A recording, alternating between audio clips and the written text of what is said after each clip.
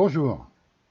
Dans mon tutoriel précédent, je vous expliquais comment graver un CD MP3 avec le logiciel CD Burn XP. Vous l'avez téléchargé et vous voulez maintenant graver vos CD. Il est possible de graver des CD dans des dossiers spécifiques. Je m'explique. Imaginons que vous aimez la grande musique, par exemple. Eh bien, vous avez Mozart, Strauss, Vivaldi, c'est un exemple que je prends. Vous pouvez les ranger dans des dossiers tels quels, de façon à ce qu'ils apparaissent sur le CD, dans des dossiers tels que vous le voyez sur l'écran. C'est-à-dire, dans Mozart, j'ai créé un dossier Mozart, un dossier Strauss, un dossier Vivaldi, dans lesquels j'ai mis des morceaux de Mozart, des morceaux de Strauss et des morceaux de Vivaldi. Maintenant, je veux graver ces dossiers. Eh bien, vous démarrez CD Burner XP. On est toujours en disque de données, donc la première option ici en haut.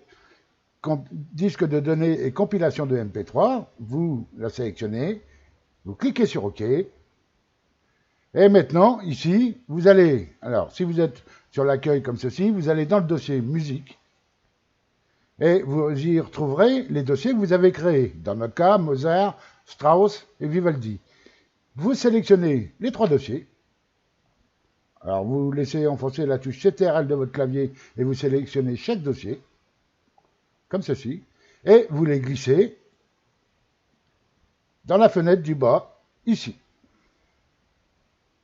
Vous n'avez plus qu'à cliquer sur le bouton graver. Alors bien entendu, ici, vous voyez, toujours pareil, comme je vous expliquais dans mon tutoriel précédent, ici en bas, vous avez la barre verte qui vous dit combien de place prend ce que vous allez graver. Donc là, vous voyez bien qu'on est à 159 mégas, 158, pardon, et sur un CD de 700 mégas, bien évidemment, il va rester beaucoup de place vide que vous ne pourrez pas réutiliser si vous gravez ça sur un CD-R. Un CD-RW, vous pourrez toujours rajouter des choses dessus. Un CD-R, vous ne pourrez pas. Une fois que vous avez sélectionné vos dossiers, comme ceci, vous cliquez donc sur graver. Comme je l'explique à chaque fois, vous choisissez une vitesse de gravure assez basse, toujours en 4x pour moi, 8x maximum que je vous conseille. Cliquez sur OK et vous pouvez démarrer la gravure. Une fois terminé, vous voyez, 706, j'ai mis une seconde pour graver environ, je crois qu'il y avait une trentaine de fichiers. Cliquez sur OK et fermez. Vous pouvez fermer vos fenêtres.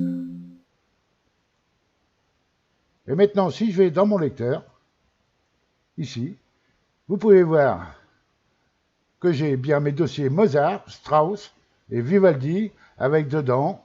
Alors bien sûr, c'est pas la musique, c'est pas de la grande musique que j'ai mis dedans. J'ai mis des fichiers tels un peu aléatoires de façon à vous montrer. Mais voilà, vous avez un CD avec dedans des dossiers, des sous-dossiers, je dirais plutôt, ou des dossiers comme vous voulez. Il est possible aussi dans Mozart de mettre des sous-dossiers pour une raison ou pour une autre. Mais voilà le principe. Merci de m'avoir suivi et à bientôt.